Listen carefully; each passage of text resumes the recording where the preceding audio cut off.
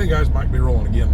I had a guy ask me a pretty broad question about getting started out in the trucking business. How do you, what are some things to look for to know what company's right for you? And man, there's about 10,000 different answers to that question, but I could just give you like generalities. A lot of it depends on where you live, but most of all, it's going to depend on how you want to run. If you want to run coast to coast, 48 states, live in the truck, or go out for a couple of weeks at a time, then lease on. As right now, I would say lease on with any of these big coast to coast reefer companies. Pick. As silly as it sounds, pick which ones have nice equipment, nice newer trucks, the kind of trucks you want to drive. That run all over. They're going to run all 48. If you're in the truck for a week or two at a time, doesn't really matter where you run. And then if you're wanting to be more of a home on weekends, but you don't mind being gone all week, or say home most weekends. Maybe you're out a week and a half and then you go home for a few days. Say in the Midwest or something like that. Then when you look at these companies, you go online, look at their websites, they'll have like a map with colored regions. They call it their running area. And that'll give you an idea of, if you live in that running area, chances are you'll see home more often with a company like that. Myself, I never did like running 48 states. I stayed east of I-35, stayed as close to home as I could. Living in the Midwest, there's not really that much need to go much more than 400 or 500 miles out and come right back, like down to Atlanta and back. That's a quick overnight run. Then if you're, you go all the way down to the guys that want to be home every weekend, then you want to look at, man, there's so many different things you can do, but flatbeds, they do a lot of smaller stuff. They do regional stuff. They do coast to coast stuff. It's really hard to tell what company is right for you. I mean, first of all, what you want to pull? Flatbed, tanker, reefer, dry van.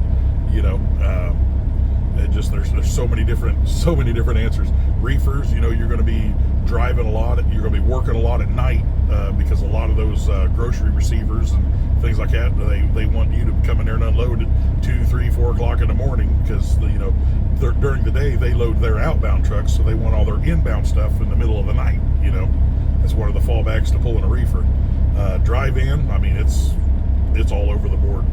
A lot of your food loads are going to be middle of the night, but most of your other loads are going to be during the day. But dry van's going to be the cheapest of the cheap. There's so much competition pulling a dry van that every swinging out there is pulling a dry van. You can train a monkey to do that.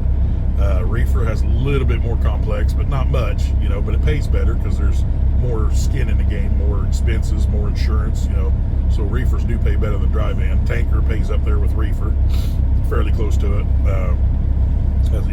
Dude, these allergies, man, the cottonwood trees are dropping that. It's got me snotting and sneezing and whew, dang allergies. I've never had allergies until I turned like 41, 42 years old. These last 8 years have been rough, man. I don't know how y'all do it that's had it your whole life. It's crazy.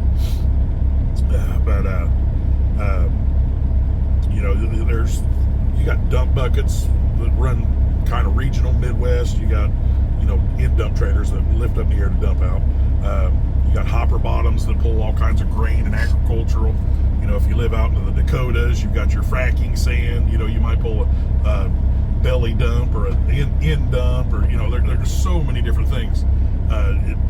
Basically, it's when you dial down to what it is you want to do, then you start looking for companies. But truth be told, a lot of times it's trial and error is the best way to find a good company.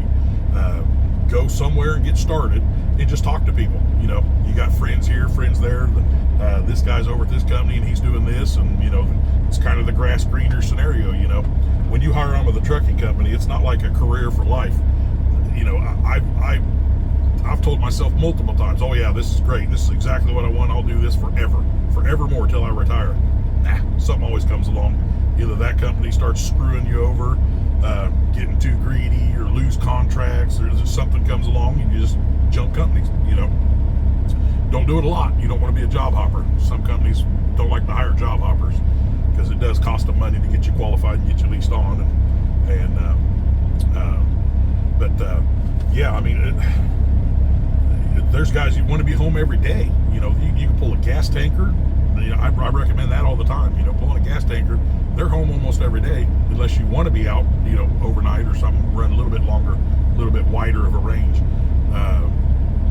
But there's dry van stuff that's local enough that you can be home most nights, every other night, something like that. Tanker, you know, I pulled a tanker for 10 years. I was home every other day.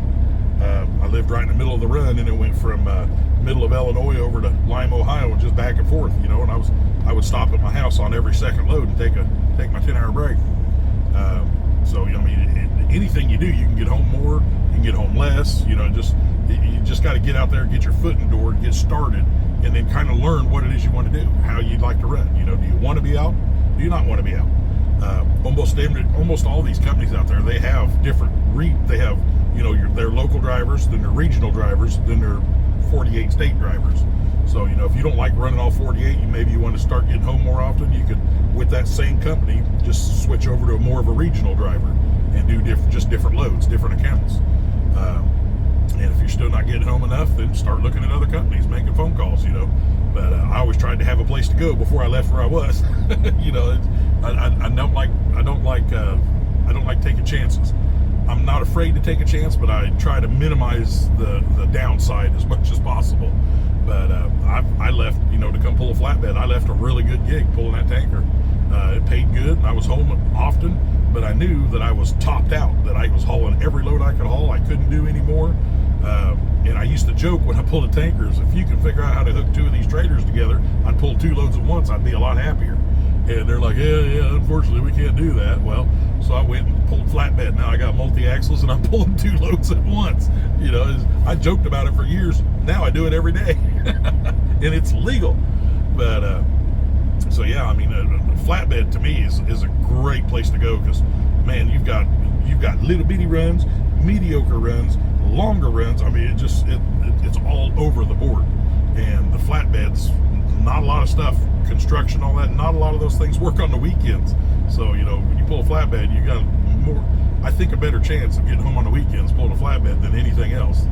Unless you're doing the longer runs, then you're like, you know, loading up on a Friday and driving all weekend to unload on Monday. You know, I wouldn't want to do that. I like my home time. I got things going on at home that I'd rather, you know, like today. It's Wednesday afternoon. I started Monday morning, but I've been running hard Monday, Tuesday, and then by the end of the day today, that's it. Calling it a week, going home, spending 3-4. That's a long weekend, so it'll be probably 4 or 5 days. I'm putting the beast in the shop because last couple of days she started leaking oil, a little bit of an oil leak on the front of the motor. It's all sprinkled down the fairings. It just looks like crap. It's dirty as heck. But take her to the shop, get it fixed, you know. So enjoy a nice long weekend. Maybe go out and ride the motorcycle a little bit. Yep. But yeah, I mean, that's such a broad answer. I mean, I know I was probably all over the board, and it didn't make a lot of sense to a lot of people. But best thing you can do is just pick what you think might be a good fit, get your foot in the door, get running, and then adjust it from there. You know, it's about the best answer I can give you. Anyway, I got a full belly of tacos, and I got to go get this load delivered and go get my dogs and call it a weekend, man. Y'all have a good day, and we'll catch you later.